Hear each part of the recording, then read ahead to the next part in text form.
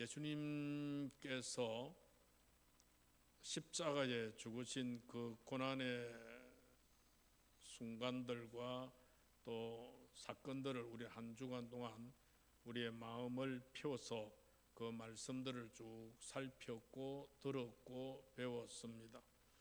예수님께서 십자가에 죽으신 것은 예수님 그분의 죄가 아니라 우리의 죄를 용서하시고 우리의 죄를 대신하여 희생제물로 돌아가심으로 우리를 구원하시기 위한 예수님의 죽음이셨습니다. 어린 양 되셨던 예수님의 그 죽음은 이제 죽음으로 끝난 것이 아니라 어린 양의 희생 뒤에는 항상 무엇이 있습니까? 삶이 있습니다. 생명이 있습니다. 어린 양 희생으로 말미암아 살아날 수 있는 생명의 축복이 있었던 것을 우리는 압니다. 아브라함과 이삭과의 관계에서도 그렇죠. 지난주 오후에 우리 강사님이 설교를 참 잘 하셨던데 제가 30분 동안 그 설교를 쭉 영상으로 들으면서 참 필요한 꼭 맞는 말씀을 하셨더랬습니다. 그 말씀 위에 어린 양의 희생, 그 어린 양의 희생 덕분에 이삭이 살았습니다. 그렇죠. 그 위에 구약시대의 쭉 제사들 가운데에서 어린 양의 희생으로 그 제사를 드린 사람이 구원을 받았습니다. 출애굽할 때 어린 양의 희생으로 그 어린 양의 피 흘림에 칠이 되어져 있던 문설주와 임방에 칠이 되어 있던 이스라엘 백성들은 다 살았습니다. 십자가의 죽음은 그것으로 끝난 것이 아니라 살아남이 이미 구약에서부터 예표되어져 왔더라 하는 그런 말씀입니다. 예수님께서 십자가에 돌아가신 것은 돌아가신 것으로 끝난 것이 아니라 바로 그 십자가에서 죽으심이 사흘 만에 부활로 이어지는 그런 놀라운 일들이 나타나게 되어졌던 사건입니다. 예수님께서는 무덤에 머물지 않고 사흘 만에 다시 살아나셨습니다. 살아나신 이제 주님께서 살아나신 이후에 한 40일 동안 이 땅 위에 사시는 가운데에서 여러 제자들을 만나고 여러 사람들을 만나고 하신 그 이제 이야기들이 그 이후에 쭉 기록이 되어져 있지요. 그래서 오늘 이 아침에는 그 사건들을 다 포함할 수 없고 이 부활절을 맞이하면서 이 부활절하고 그럼 오늘 2000년이 지난 이 시대에 우리의 생각, 우리의 삶하고 무슨 연관이 있고 무슨 메시지의 그 의미가 주어지고 있는가 하는 이제 그런 부분이 우리한테 있어야 되죠. 고난주간 지났구나. 십자가에 금요일에 죽으셨고 오늘 아침에 일요일 아침에 부활하셨다. 그랬구나. 그래서 기쁜 마음으로 감사한 마음으로 오늘 부활절 헌금 또 드리고 계를 삶아가지고 또 이웃에게 나누면서 부활 소식 전가하고 뭐 그렇게 우리가 외형적으로 할 수가 있습니다. 근데 그것만으로 끝나가지고는 아니 되겠죠. 이 부활의 주님이 오늘 우리와 어떤 연관이 있으며 부활하신 주님께서 오늘 이 시대에 우리에게 무엇이라고 말씀하고 있는지 그리고 부활하신 그 주님을 기억하고 기념하고 그 주님을 믿는 우리의 마음속에는 어떤 마음을 가져야 되겠는가 하는 그런 생각들이 좀 우리의 마음을 오늘 좀 가져야 되고 우리의 마음을 좀 울려야 되고 좀 그렇죠. 그냥 무의미하게 오늘도 부활주일이다 왔다 예배를 드렸다 혹시 계란 주는 기관이 있으면 계란 주더라. 이거 오늘 점심이 여러분 오늘 점심이 참 좋습니다. 다른 때보다 어제 우리 권사님들하고 식사 당번들이 많이 준비를 했습니다. 오늘 떡도 있고 오늘 과일도 있고 오늘 또 반찬도 옛날 다른 때보다는 좀 많더라. 하여튼 그렇게 넘어가면은 좀 그렇잖아요. 오늘 그렇게 넘어갈 것이 아니라 오늘 이 말씀 속에서 우리에게 주는 그 교훈이 무엇인지, 그래서 많은 말씀을 생각할 수 있겠지만 그 가운데 예수님께서, 부활하신 예수님께서 제자들의 대표자 되어지는 베드로를 만나시는, 그래서 베드로를 만나셔서 베드로와 이야기하시고 베드로에게 뭔가 예수님께서 이렇게 하시는 말씀이 뭐는 다 알지만은 그 속에 그 예수님 좀 심정을 우리가 오늘 좀 배웠으면 좋겠다. 우리의 가슴에 좀 와닿았으면 좋겠다. 베드로의 마음속에 그 예수님의 깊은 그 심정이 들어가 가지고 베드로도 예수님의 말을 듣고 하면서 정말 어찌할 바 몰라 가지고 주님 아시지 않습니까? 왜 이러십니까? 라고 정말 그 마음을 울렸던 우리 예수님의 그 마음이 오늘 우리에게도 좀 전달 또 전수되었으면 참 좋겠다, 그런 싶은 마음입니다. 그래서 오늘 베드로와 예수님과 이제 부활하신 예수님과 이 만남의 이 이야기들을 좀 나누려고 합니다. 오늘 부활하신 예수님께서 세 번째로 제자들에게 나타난 사건을 오늘 본문이 기록을 하고 있습니다. 그런데 부활 후에 예수님께서 나타나신 경우를 자세히 실제로 세어보면 이 사건은 7번째 나타난 사건입니다. 그런데 요한복음에 요한이 세 번째라고 말하는 의미 속에는 분명히 제자들이라고 하는 표현과 관련이 있습니다. 즉, 이 사건은 제자들의 공적 모임에 나타나신 사건 중에 세 번째 사건이다, 그 말입니다. 예수님이 제자들에게 나타난 그 사건 중에 세 번째다. 첫째는 제자들이 문을 닫고 겁이 나가지고 예수님 십자가 돌아가신 이후에 예수님 죽고 나니까 전부 겁이 나가지고 방문을 꼭꼭 걸어 잠그고 방 안에서 오돌오돌 떨고 있었던 그런 상태입니다. 그때 예수님께서 방문도 열지 않고 방 안에 쓱 나타나신 사건이 있죠. 그게 처음이었습니다. 그 다음에 한 번은 제자 중에 도마라는 제자가 도마 없이 제자들이 모여 있을 때 예수님이 한번 나타났습니다. 그 다음에 또 제자들 도마가 있을 때 예수님께서 또 나타나셨습니다. 그러니까 14절에서 이것은 예수께서 죽은 자 가운데 살아나신 후에 세 번째 제자들에게 나타나신 것이다 라고 그렇게 말씀하는데, 방금 읽은 이 본문은 예수님과 베드로의 대화를 지금 기록을 하고 있습니다. 그러니까 도마와 연관되어진 것을 이제 한 건으로 치고 지금 이제 이걸 이야기하는 것인데, 아무튼 본서의 마지막 부분에 기록된 이 같은 대화는 예수님께서 베드로에게 굉장히 의미 있는 그런 그 말씀을 주고 있는 그런 그 내용입니다. 예수님께서 지금은 성천하시기 직전에 그의 제자 가운데 대표격인 베드로와 대화하심으로 말미암아 그래도 예수님께서 베드로에 대한 특별한 그 신뢰와 사랑을 보여주신 그런 그 이야기인데, 베드로에게 이 대화를 통해서 베드로에게 새로운 사명을 베드로에게 주게 되어지고, 베드로는 새로운 사명을 주님께로부터 부여받았고, 그로 말미암아 제자의 삶을 새롭게 시작할 수 있는 그런 초석이 되어졌더라, 그 말입니다.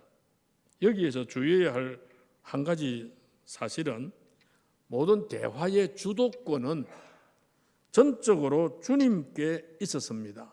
즉 주님께서 질문하시고 베드로가 답을 하시고 예수님께서 다시 베드로의 대답에 대해서 결론을 말씀을 하고 있는 그런 그 대화의 내용인데, 여기에서 예수님과 베드로의 대화를 이제 시간적 추이를 나누어 가며 살펴봄으로써 이 속에 감추어져 있는 교훈을 발견하려고 합니다.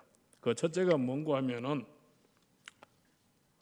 이 대화에서 예수님은 예수님에 대한 그 사랑을 좀 확인을 하시기를 원합니다. 이 대화에서 예수님은 베드로에게 거의 동일한 질문을 3번 하셨습니다. 15절에서 17절 사이에 네가 나를 사랑하느냐? 네가 나를 사랑하느냐? 나의 제자 베드로야, 네가 나를 사랑하느냐? 한 번도 아니고 몇 번이라고요? 3번이나 이렇게 묻습니다. 바로 이것은 예수님에 대한 베드로의 사랑을 확인하시기 위함이라는 그런 그 일입니다. 여기서 단순히 주님께서 확인하고자 했던 이 사랑은 그냥 단순히 입으로 예 사랑합니다라고 하는 단순한 사랑이 아니라는 거지요. 네가 나를 사랑하느냐라고 하는 이 물음은 네가 세상의 그 어떤 것보다도 주님을 사랑하느냐, 주님을 우선시하느냐라고 하는 그 사랑입니다. 바꾸고 말하면 그리스도 제일주의, 예수님 제일주의, 예수님 먼저주의, 예수님 우선주의. 주님께서 단순히 베드로야 네가 나를 사랑하느냐, 단순히 그냥 네가 나를 사랑하느냐 이걸 지금 묻고 있는 거 아닙니다. 네하고 내하고 3년 동안 동고동락 했지? 그 정으로 말미암아 네가 나를 사랑하지? 이렇게 묻는 것이 아니고요.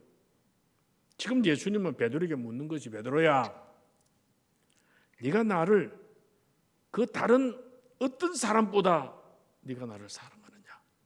베드로야 내가 이 갈릴리 바다의 이 물고기들보다도 나를 더 사랑하느냐?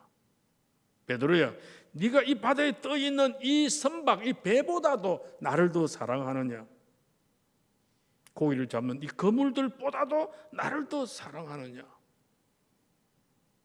네가 가장 생명처럼 여기는 이 작업 도구들 이것보다도 나를 더 사랑하느냐? 그리고 여러 사람들과 네가 가지고 있는 그 어떤 가치관보다도 나를 가장 우선시하고 나를 더 사랑하느냐 하는 그런 그 일들입니다.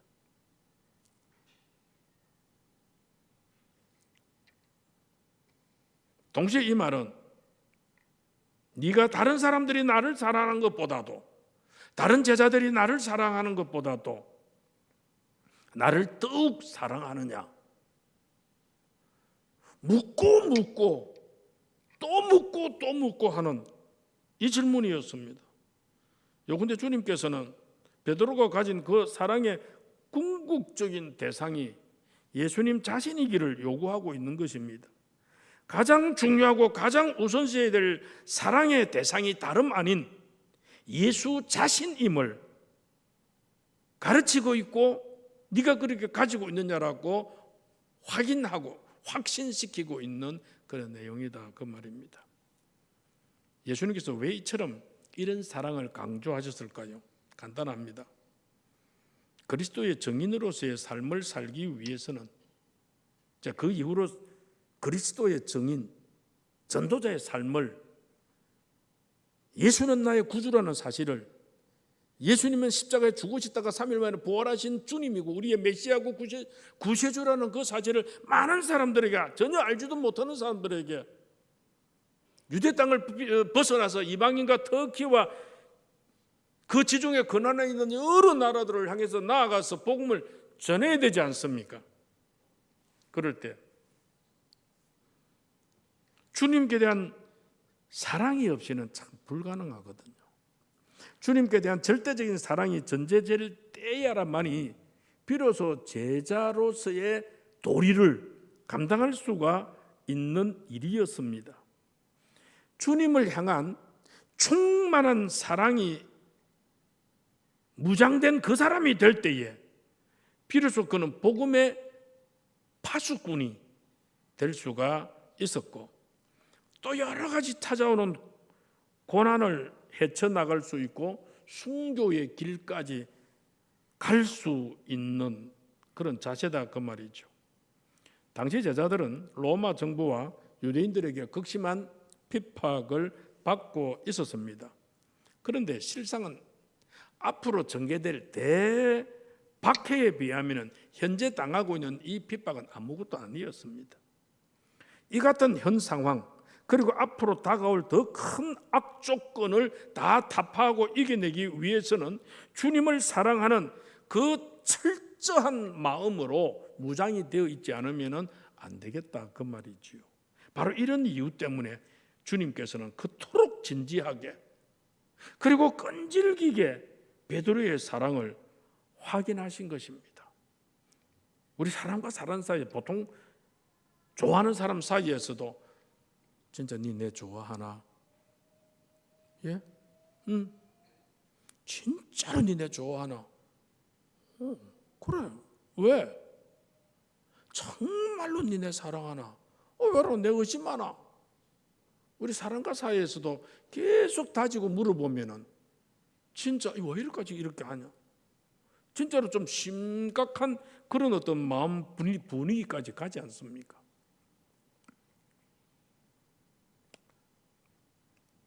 오늘 우리도 이 세상에서 사람과의 사이에서도 참 사랑하는 사람에게는 그런 마음으로 나누고 싶고 확인받고 싶고, 그게 우리 인간인데, 오늘 우리는 이 세상에서 정말로 예수님만을 가장 중요하게 그리고 가장 먼저 사랑하고 있느냐? 주님께서 오늘 우리에게, 베드로에게 묻듯이 내를 채나게 찾아와서 내 이름을 부르면서 그렇게 묻는다면 베드로처럼 여러분 답변할 수 있겠습니까? 예라고 답변할 수 있겠습니까? 예, 내가 주님 사랑합니다. 아이고, 주님 왜 이랬습니까? 정말로 내가 주님 사랑하는 줄을 주님이 아시지 않습니까? 라고 정말로 진실로 주님 이렇게 답변할 수 있겠습니까? 정말로 내 입술에서 정말 주 예수보다 귀한 분은 없네라고 외치면서 찬양할 수가 있겠습니까? 그러면 참 좋겠습니다. 그런 분이 다 되시기를 주의 이름으로 축원합니다. 그 다음 또 하나는, 예수님께서는 베드로에게 나를 사랑하느라고 사랑을 확신한 다음에, 그 확신 받아내고 난 다음에 두 번째로는 사명을 부여해 주십니다. 무슨 말입니까? 그 사명은 내 양을 먹이라, 이 말입니다. 이것은 양들을 좋은 목초지로 인도하고 그 양의 모든 활동을 보살피고 잘 보호하라는 것입니다. 원래 이 같은 목적은 주님의 것이었죠. 우리 예수님께서 그렇게 하셨죠.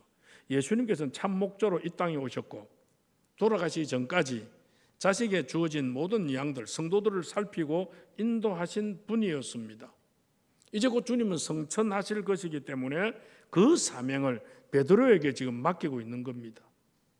베드로는 생전에 예수님께서 하신 것처럼 지금 도망친, 또 잃어버린 제자들을 규합해야 되고 연약한 성도들을 살피고 권면해야 될 이런 중요한 사명이 베드로에게 주어졌습니다.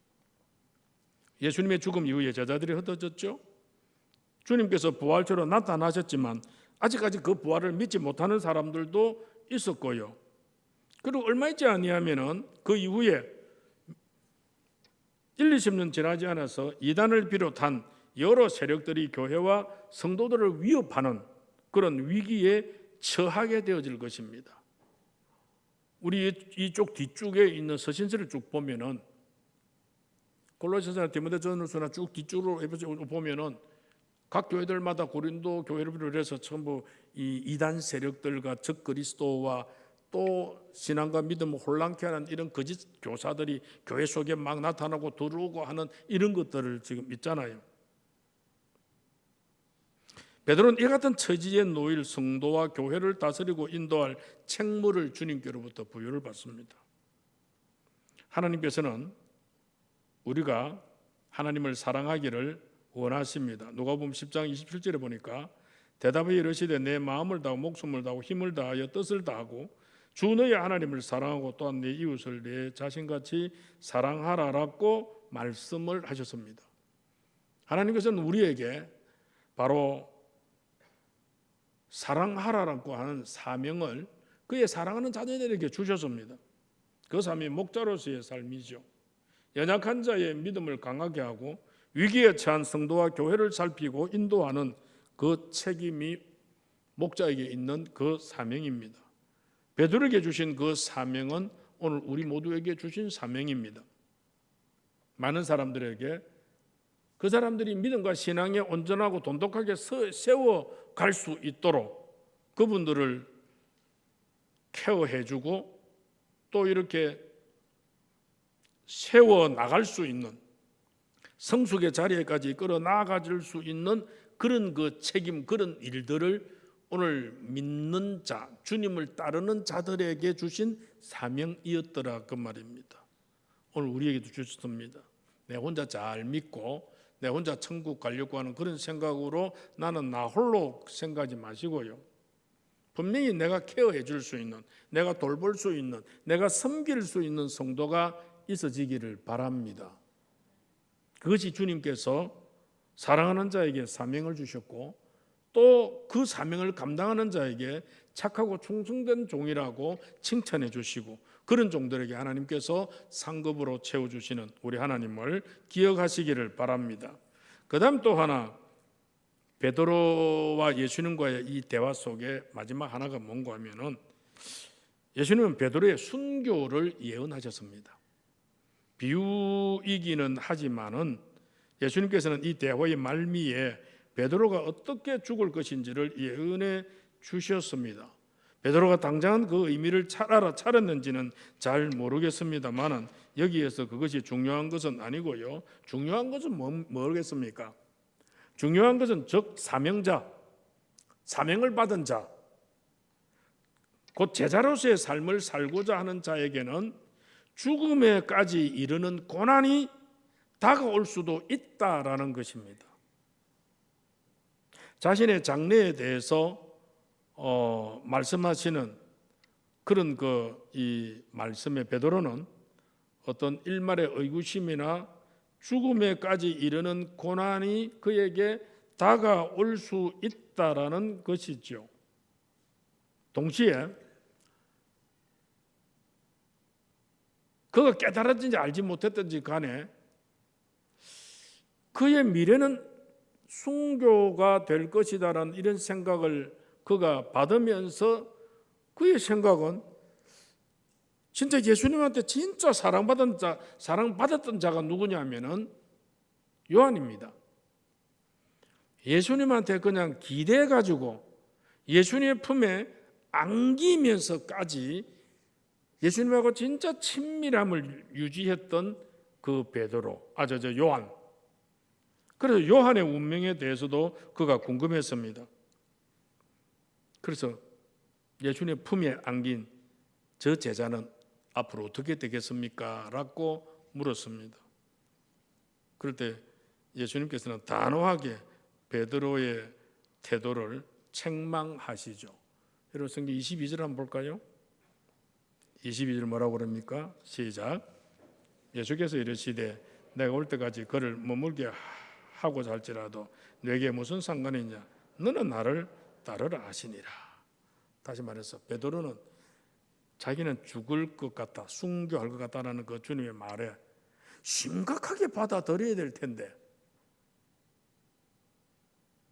내가 복음 때문에 죽는다? 쉬운 거 아니잖아요.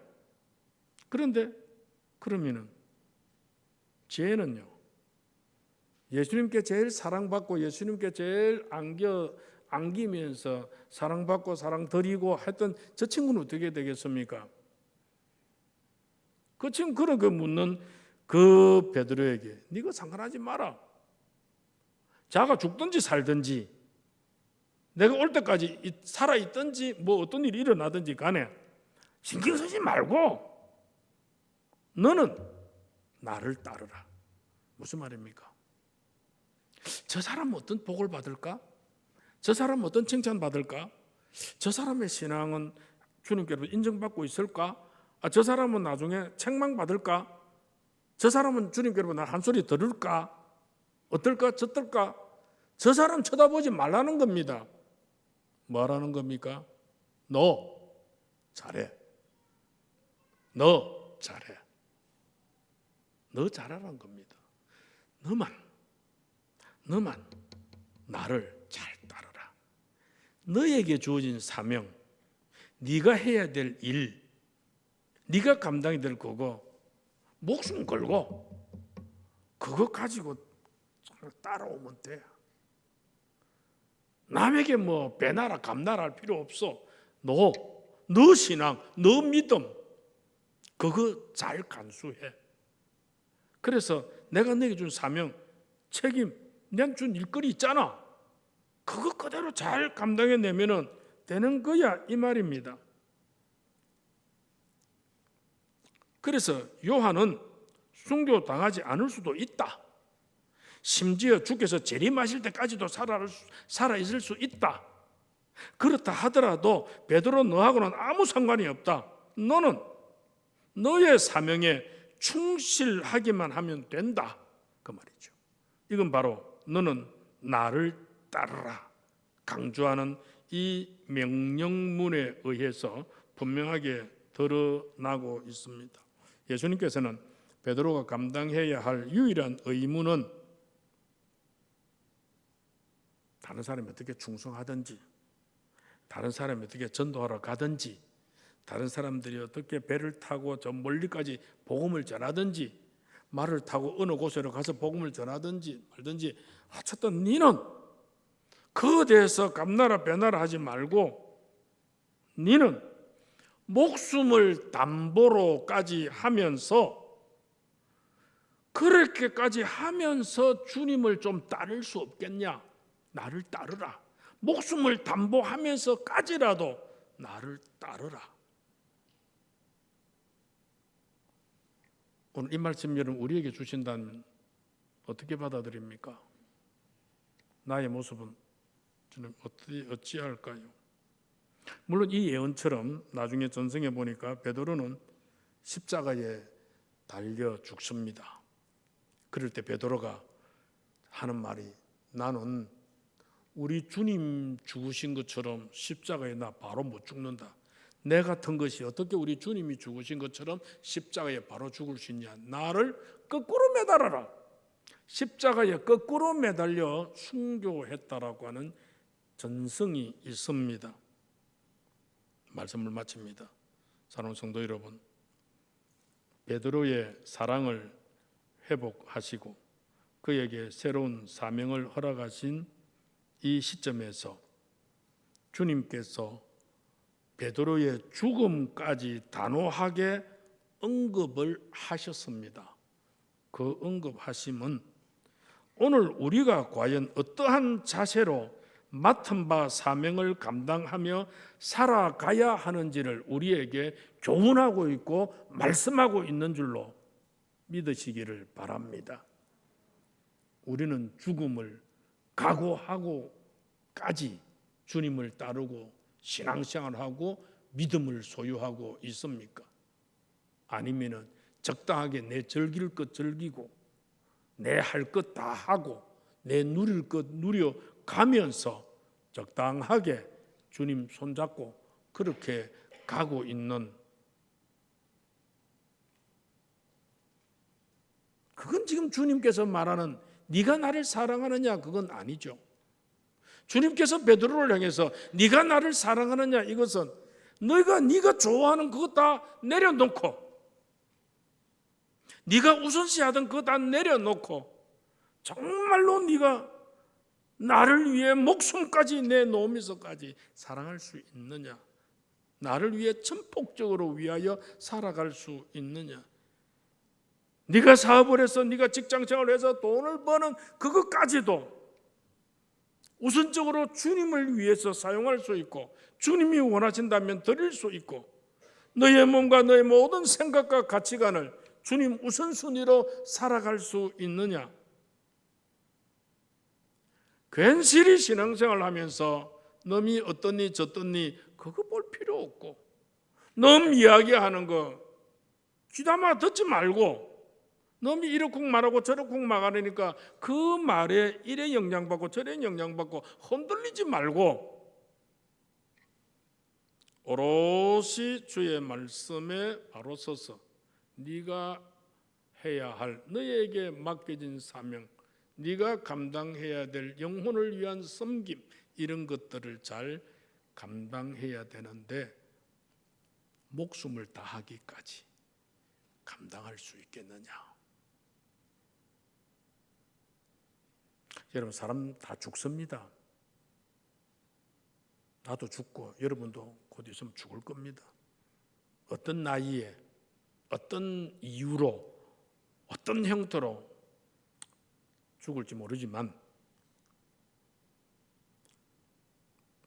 하나님께서 부르시는 그날까지 정말로 지금부터라도 한 점에 참 부끄럼 없이 참 달려가야 되겠다라고 하는 그런 그 자세가 우리의 자세가 되었으면 참 좋겠다, 그런 마음입니다.